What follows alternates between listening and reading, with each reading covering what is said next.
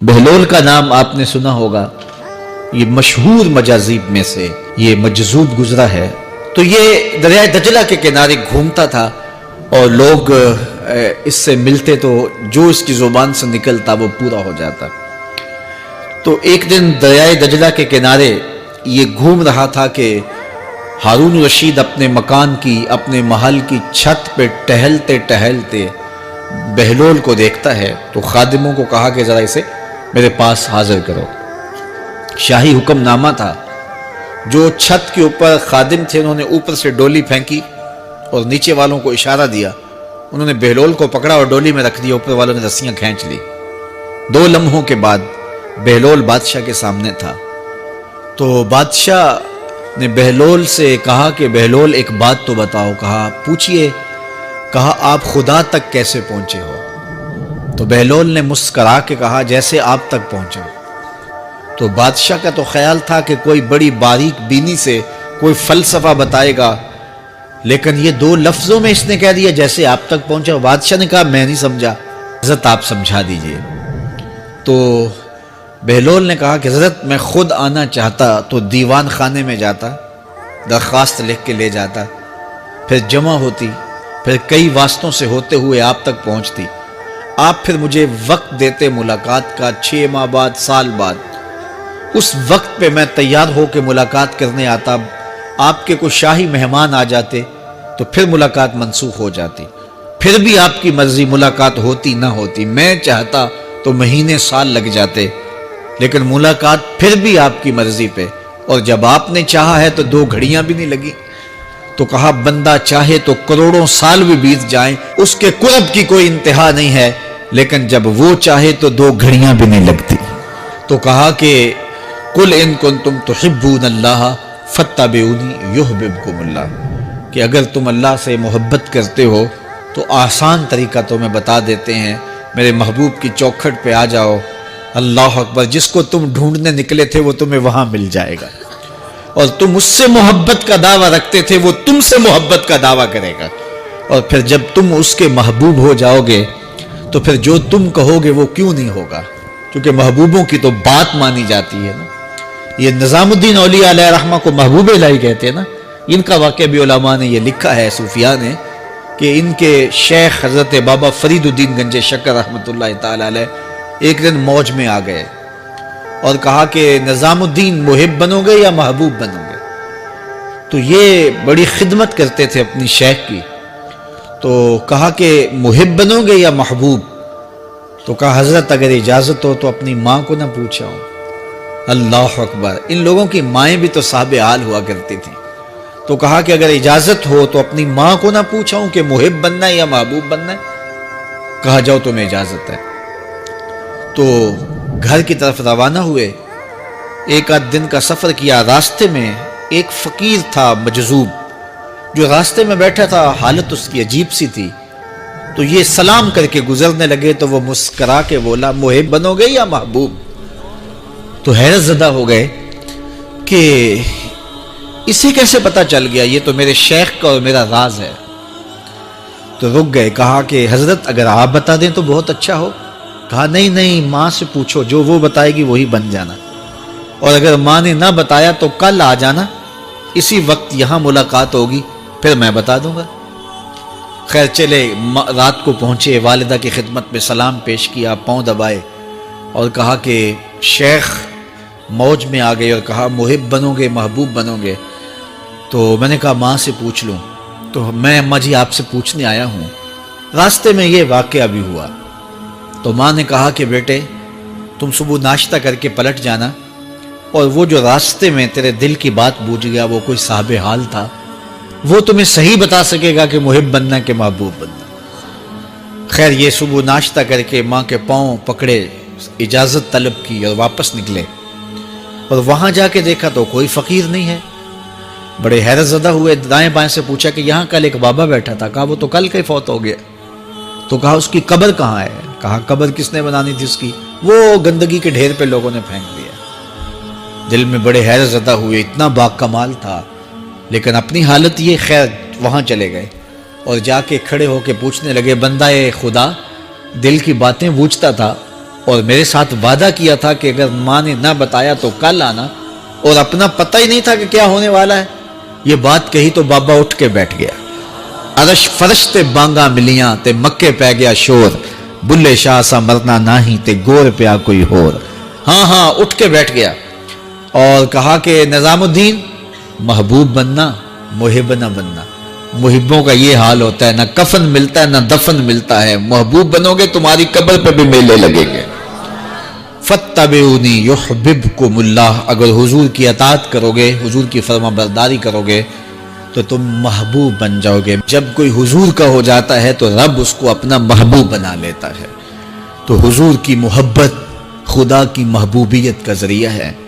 اور حضور کے صحابہ کی زندگیاں دیکھیے کہ انہوں نے حضور علیہ الصلوۃ والسلام کے ساتھ کیسے پیار کیا، حضور کی محبت میں اپنی عادتوں کو بدل دیا۔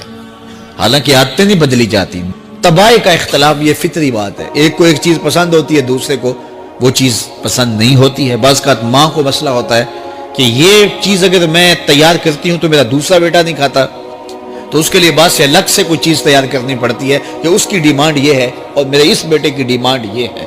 لیکن صحابہ کی زندگیاں دیکھیے، انہوں نے اپنی طبیعتیں بھی حضور کی طبیعت کے سانچے میں ڈھال دی۔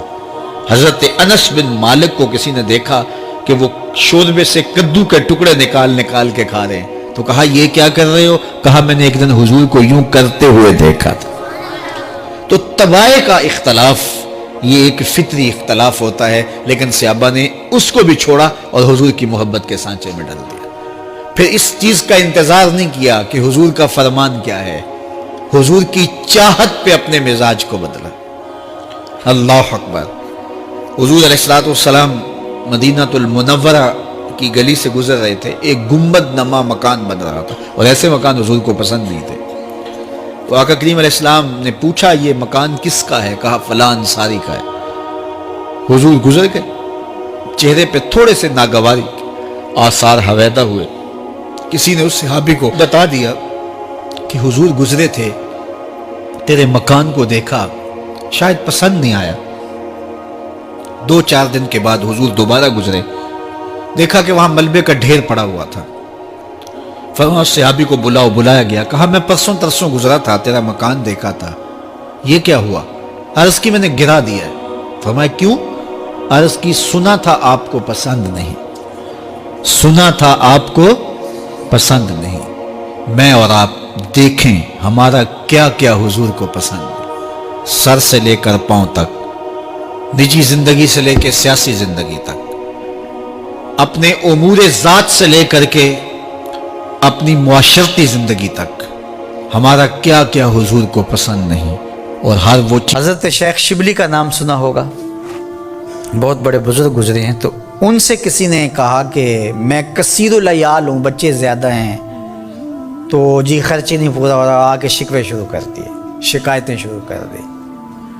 تو جب وہ ساری بات مکمل کر چکا تو حضرت شیخ شبلی نے فرمایا کہ تو واپس گھر چلا جا، جس کا رزق اللہ کے ذمہ نہیں ہے اس کو گھر سے نکال دے، تو سوکھا ہو جائے گا۔ اس نے کہا جی یہ کیسے ہو سکتا ہے، سب کا رزق اللہ کے ذمہ کرم ہے۔ تو کہا پھر اتنی بھی پریشانی کی کیا ضرورت ہے، اس کے ذمہ ہے، اب وہ کب کتنا دیتا ہے اس پہ تو راضی رہے، تیری زندگی سوکھی ہو جائے گی۔ تو اللہ پر توکل، اللہ پر بھروسہ، یہ خوبصورت زندگی کی ضمانت ہے، اور یہ توحید کا فیضان ہے۔ جب اللہ پر یقین کامل ہو جائے تو پھر اس پر توکل پیدا ہو جاتا ہے، اور توکل زندگی کا جمال ہے، توکل زندگی کی خوبصورتی ہے۔ لیکن توکل یہ نہیں ہے کہ چھوڑ کے بیٹھ جائیں، توکل کا مفہوم یہ ہے کہ حضرت انس رضی اللہ تعالیٰ عنہ سے ہے کہ گھٹنا بھی باندھو اور اللہ پر توکل بھی کرو۔ اونٹ کا گھٹنا باندھو، موٹر سائیکل کھڑی کی ہے تو اس کا تالا لگاؤ اور پھر اس کو اللہ کے سپرد کر کے آ جاؤ۔ لیکن اگر آپ گاڑی کھلی چھوڑ کے آ جاتے ہیں، اونٹ کو گھوڑے کو کھلا چھوڑ کے آ جاتے ہیں اور کہتے ہیں میں اللہ پہ بھروسہ کیا، یہ توکل کے منافی۔ جو اسباب ہیں ان کو پورا کرو، اسباب کو پورا کرنے کے بعد آگے سپرد اللہ کے کر دو، تمہارے لیے کافی ہوگا۔ اور حضور کا ایک فرمان سنیے، آقا کریم نے ارشاد فرمایا کہ جو شخص گھر سے نکلتے ہوئے یہ دعا پڑھے، بسم اللہ توکلت علی اللہ ولا حول ولا قوت الا باللہ، مختصر دعا ہے. تو حضور نے ارشاد فرمایا اللہ کی طرف سے اس کو یہ جواب دیا جاتا ہے کہ تجھے ہدایت عطا کر دی گئی اور تیری کفالت کر لی گئی، تیرا اللہ کفیل ہو گیا، اور تجھے ہر شر سے بچا لیا گیا اور شیطان کو تیرے راستوں سے ہٹا دیا گیا. کام کیا کرنا ہے؟ بسم اللہ توکلت علی اللہ ولا حول ولا قوت الا باللہ. یہ گھر سے نکلتے ہوئے پڑھ لیں گے تو انشاءاللہ حضور علیہ الصلوۃ والسلام کا جو فرمان ہے اس کے ہم مصداق بن جائیں گے اور اللہ کی رحمتوں کے حصار میں آ جائیں گے. شیطانوں سے بچ بچ کے چلیں گے. گلی اور بازاروں کے اندر شیطانوں کی بھیڑ بھی ہوگی لیکن ہم سے نہیں ٹکرا سکیں گے، ہٹا دیے جائیں گے کیونکہ یہ ضمانت ہمارے حضور نے ہمیں دی ہے. تو اللہ پر توکل، اللہ پر بھروسہ، یہ مومن کی زندگی ہے. کام کریں، گھٹنے باندھیں، سب کچھ کریں لیکن بھروسہ اللہ پہ. محنت ہم نے کی ہے لیکن محنت کا نتیجہ نہ سمجھیں، اللہ کا کرم کا نتیجہ سمجھیں. یہ کہتے ہیں وہ منڈے نے بڑی محنت کی ہے جی اس لیے آگے نکل گیا ہے. کتنے منڈے ہیں جنہوں نے بڑی محنت کی اور پیچھے رہ گئے ہیں؟